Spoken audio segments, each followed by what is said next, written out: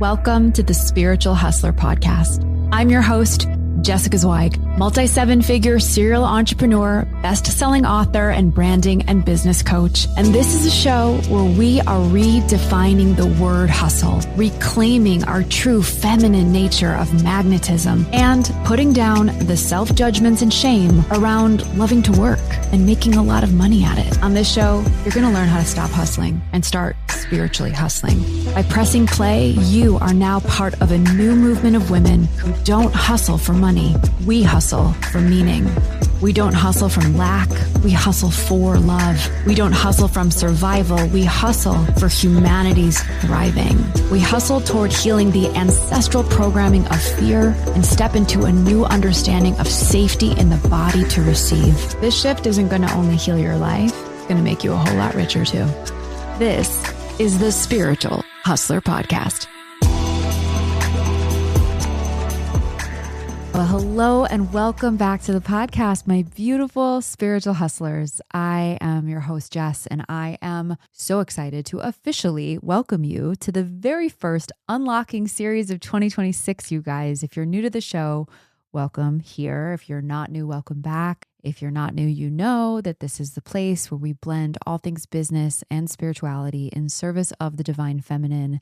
And I just unlock it every single Thursday here on these solos. And I really see in my third eye this cosmic keychain inspired by the tattoo on my heart, where I give you a key that I have personally handed to myself to unlock all the sticky lock that have kept me stuck and small and dim and in scarcity and in self-limiting beliefs and a lack of joy and vitality in my life. Like, I've been there, done that. It's a journey. It's not to say that I'm never in those vibrations, but it is a constant decision to evolve, full stop. And the beautiful thing about being a sovereign, self-empowered human being here on planet Earth is that we have choice. We hold the key. The keys have been in our hand the whole fucking time. And the matrix and the programming and the constructs of our inherited family trauma and conditioning across society, media, culture, education, healthcare has told us that somebody else holds the keys. And we have to wait to step into our truth and our joy and our highest calling. And I call bullshit. So every single Thursday I come on and I hand you a key from my heart to your heart, pun intended, to put into your own hand and unlock the lock that has been keeping you in the dark of the truth of who you really are. So welcome to the Spiritual Hustler Podcast, you guys. I'm so on fire. It's the year of the fire horse, soon to be. It's not happening yet. It's not until February, but I'm already feeling the energy. And before I get into today's topic on the unlocking series, I want to just remind you all, if you have not yet left a review on the podcast, I want to encourage you to do that, but I'm going to do something really fun this year. I've kind of already started this, but I'm bringing it back. I am chock filled with a whole bunch of spiritual hustler swag and lightworker hats. I've got lightworker, beautiful baseball caps. I've got spiritual hustler sweatshirts. You guys, these sweatshirts are like luxe. They're yummy. They say the whole brand slogan on the sleeve, a beautiful quote on the back. They're this taupe color. They're ridiculous. And I also have spiritual hustler beanies, black and white with gold stitching. You guys, my swag, you can't get my swag pretty much anywhere these days, except on the podcast. So what I'm going to ask you guys to do lovingly and encouragingly is to leave me a review on Apple Podcasts, 5 stars, a couple sentences on Apple. It's important that you leave it on Apple, and screenshot that review, send it to me in a DM, that screenshot over on Instagram in my DMs at Jessica Zweig. And I'm going to be picking a whole bunch of winners. You guys, I have so much swag. I am showering my community this month and every month till I run out. Truly, and I have a lot. So I want to reward you guys. I truly want to give back in reciprocity, not just for the review, but for your being here and for you being a part of this community. And there's no one else in the world I'd rather shower with my incredible swag than you guys, so that you can wear it and you can rock it and we can show up in the world as these spiritual hustlers we are and create the movement, because you are the movement. So I just want to thank you for that review. Screenshot it, 5 stars, a couple sentences, send it over to me on Instagram. I will get your address personally and send it to you. If you're not yet subscribed, make sure you go ahead and do that. And of course, share this podcast with anyone in your life that needs to hear it. And I feel like you are going to need to hear this today, you and all of your friends, because this was something that pretty much changed everything for me. And I want to really dive into identity today because I know you're all listening to this show because you want to grow your businesses, you want to make more money, you want to have more wealth and freedom in your life, you want to have more success and impact. But here's the truth that no one really tells you is that wealth does not respond to your strategy. It responds to your self-concept. Your identity is the frequency that your business, your money, and your opportunities calibrate to. I have watched so many women inside of my world, my friend group, my own community, myself being one of them at times, for a long time actually, hustle, like the toxic hustle, not the spiritual hustle. They over strategize, they burn out, they rebrand, they pivot, they refine, they reinvent, and then they still wonder why they're not seeing the next level. They do all the things that they think they should do. And every time I coach my clients and my students, we always find the same exact root cause. The identity that they are operating from is too small for the vision that they are asking for. So as we move into this massive energetic shift in 2026, you guys, this is the year of female entrepreneurship. Hear me now. It is our year. It is our fucking year. Identity work is becoming the most crucial currency that you can hold in 2026. When I say identity, let me break this down. I don't mean aesthetics. I don't mean personal branding. I don't even mean confidence. Identity is your own internal blueprint. It is your self-perception. It is how you see you. It is the energetics that you walk through the room with and you lead your business with. It's the decisions that you make without even thinking. It's the standards that you hold.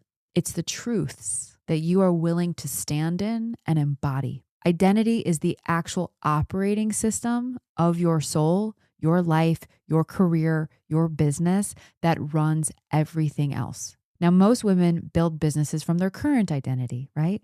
Instead of the identity of the woman that they are becoming. And there's often a gap, and that gap is okay. I want to address the gap between the current you and the future you. And I really want you to sit with the woman who already has the business, the wealth, the visibility, the support, the peace, the leadership power. I want you to actually feel into her now, that woman that you know you are, the woman that you've been working so hard to become. Feel into her now and sense what comes up in your body. Do you feel resistance? Do you feel fear? Do you feel a tightness? Or do you feel a readiness, an expansion, a growth in your cells coming online where that bridge actually closes in your own awareness of your relationship to that identity? Does she feel scary, not possible? Is she making you clinch? Let's feel into why.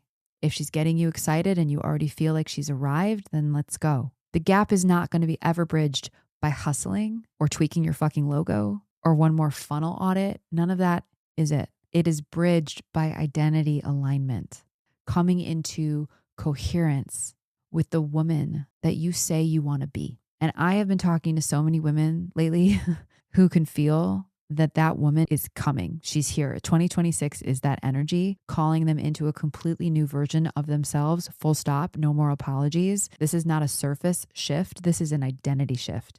And this kind of shift is what will change the entire trajectory of your entire year. Now, I will tell you, when I really clicked into this, you guys, I can really point back to the moment where I was so bruised by my past business failure. You guys, I mean, if you've been here for a minute, you know, I went broke at the age of 33. I had a horrible business divorce with my former business partner. I had all this shame and self-loathing. I had autoimmune disorders. I had no money in my bank account. My body was inflamed. I had so much disconnection to who I was really becoming. I couldn't even see her. I couldn't even feel her. And I'll never forget, I clicked into who I wanted to be, like the true me, like my true identity, in one of the quietest, softest moments I had ever had up until that point in my life. I was sitting outside in a park and I was meditating, and I had just begun my meditation practice. And I remember seeing all of those layers, the failed entrepreneur,